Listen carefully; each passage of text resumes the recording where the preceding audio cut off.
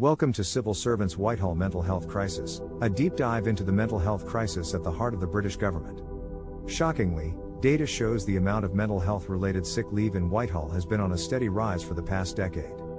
Government officials took a record 771,433 days of mental health-related sick leave last year, a staggering 38% higher than the 558,125 days taken the year before. Labour's deputy leader, Angela Rayner, attributed the high rate of mental health sick leave to the failure of the Conservative government to properly support people with mental health conditions like depression and anxiety. Right at the top, the Ministry of Justice, headed by Dominic Raab, had the highest rate of mental health-related sick leave with a staggering 280,597 days taken. Labour also raised the issue of 24 formal complaints of bullying against Raab, as reported by The Guardian in January. Rayner believes the huge number of days off taken for mental health reasons is a result of the government's negligence in its treatment of civil servants, blaming an increasing workload, cuts to staff, long hours and low pay. This negligence has led to the lowest morale the civil service has ever seen.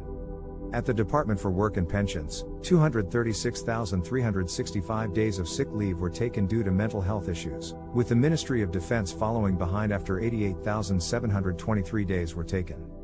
The FDA, the union which represents many civil servants, conducted a survey of its members in November and found that 77% of respondents stated they were doing unpaid extra hours of work each week and 74% claimed working excessive hours had impacted their well-being significantly.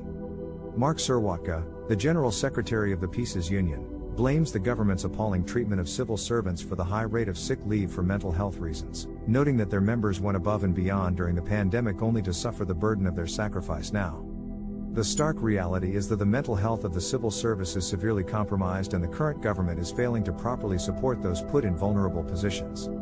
Current government initiatives aren't doing enough to address the root causes of the mental health crisis, and until they are, the Whitehall mental health crisis will remain a deeply entrenched scandal. Thank you for watching Civil Servants Whitehall Mental Health Crisis.